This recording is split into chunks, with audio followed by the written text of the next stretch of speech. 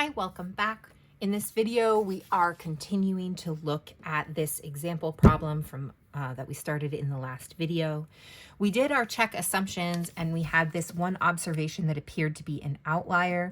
It was a value of about 8 and it was Franco, who had a pulse rate before of 99 and a pulse rate after of 91. So that gave me a difference of 8, which was much larger than the other differences. So I do want to keep this in mind as we progress with our test. But we are going to do a hypothesis test here. So the first thing that we want to do when we are conducting a test is we want to start by defining our variables. So the first thing that I want to do is I want to define my x's and I want to define my d. So I am going to define x sub 1 as the pulse rate of a man before the exercise program.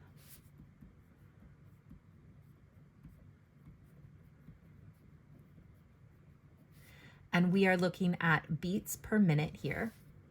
And I am going to define x2 as the pulse rate of a man after the exercise program. And again, this is going to be in beats per minute.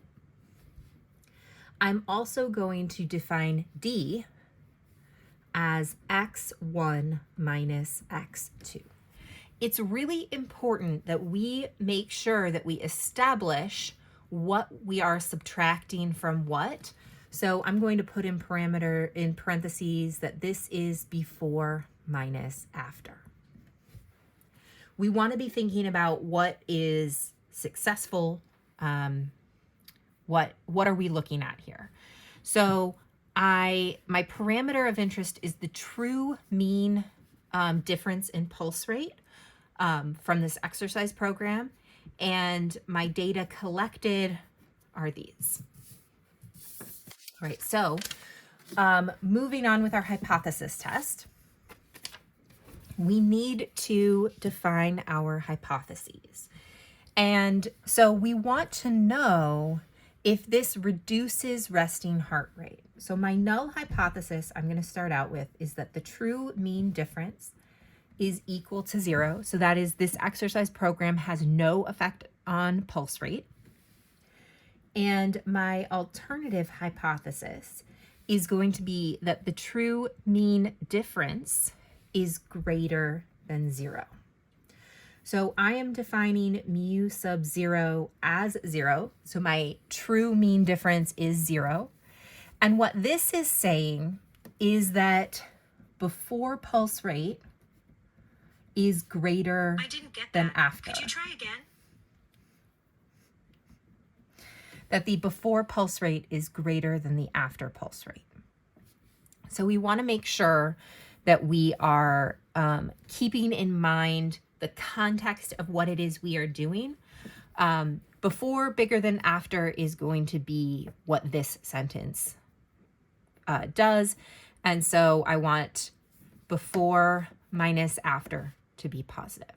Okay, so we have already checked our assumptions and we have that one concern, but we will look at that a little bit later on. So the next piece that I need is I am going to be calculating my test statistic, which is going to require my standard deviation or my standard error in this case. But both of these are going to require that I pull some summary statistics from my calculator.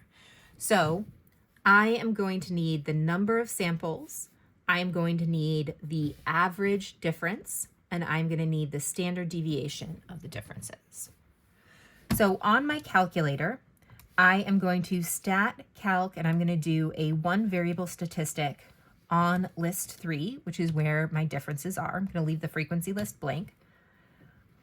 And my mean is 2.8 beats per minute. So a reduction of 2.8 beats per minute. and my standard deviation is 2.53. We want to make sure that we pull the S, not the sigma, because what we input was a sample, not the population. Our calculator calculates both because it doesn't know what we want, so we want to pull the S. And my sample size is 10. So I have 10 differences. All right, so let's calculate my standard error first. So I have standard error is S sub d divided by the square root of n. So that is 2.53 divided by the square root of 10. So 2.53 divided by the square root of 10 gives me 0.80.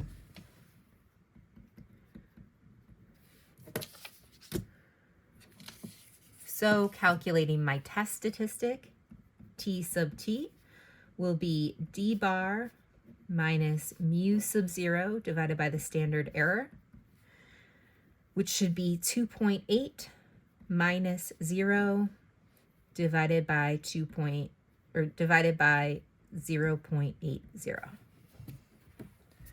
So 2.8 divided by 0.8 gives me 3.5. So my test statistic is 3.5. I now need to look at calculating my p-value. And when I look at my alternative hypothesis here, I have a right tail test. So because I have a right tail test, my p-value, I'm going to do a drawing here. So I have a t-distribution, and I need to calculate my degrees of freedom, which are the number of samples minus 1. So my degrees of freedom are 9.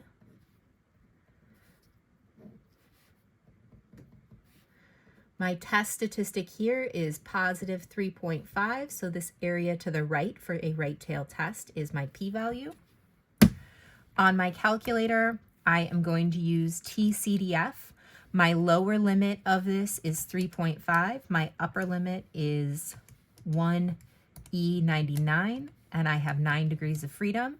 And this tells me that I have a p-value of 0.0034. If I want to run the test on my calculator, I can go into Stat Test, and I am going to just run a t-test. I'm going to use data. My assumed mean difference is 0.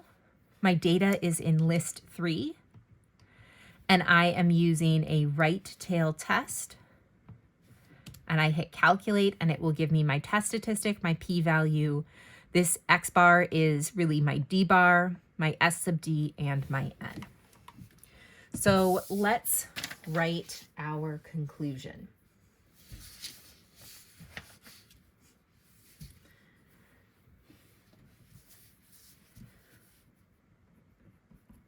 If the exercise program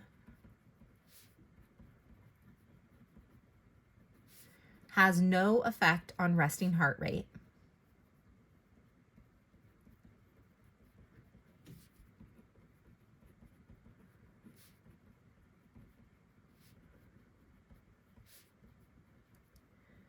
I would expect an average decrease in pulse rate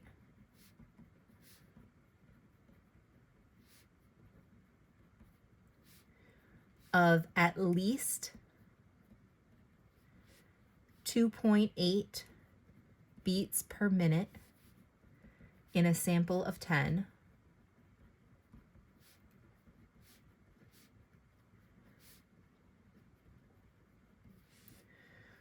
about 3 times in 1,000.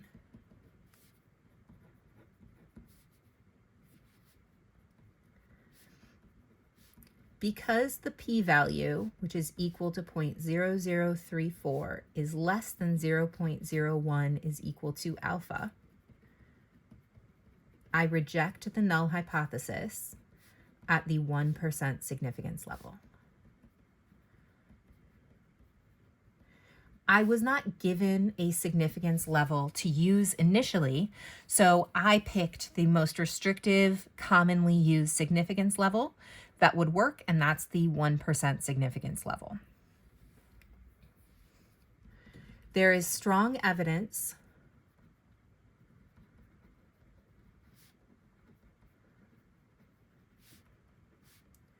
to support the claim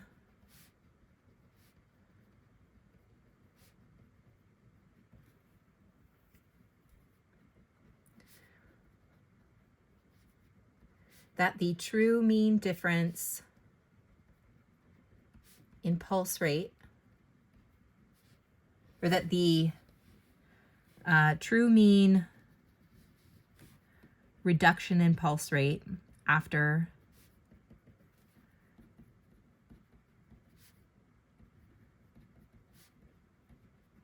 the exercise program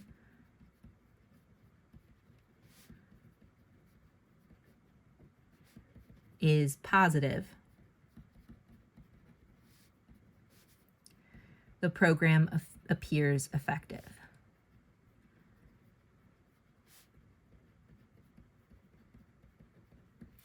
Now, we did have that one outlier point, and so I just want to show you how I would go in, remove that point, and rerun the test to see if it had an effect. So I'm going to go into list 3, and this 8 was my outlier, so I am going to delete it by highlighting it and hitting the delete button. I will go back in and run a t-test again, just the same, and see if my decision changes. The p-value is still below that threshold. So even if I remove the outlier,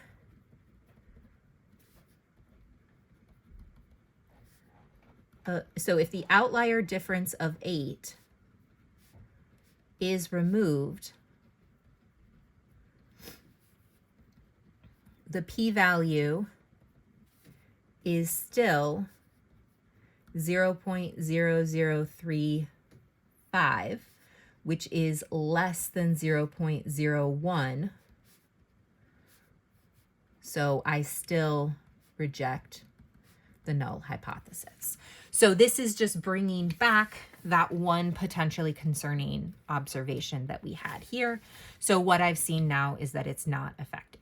So in the next video, we are going to look at the second half of this question, which is asking how much, so by how much does this reduce resting pulse rate?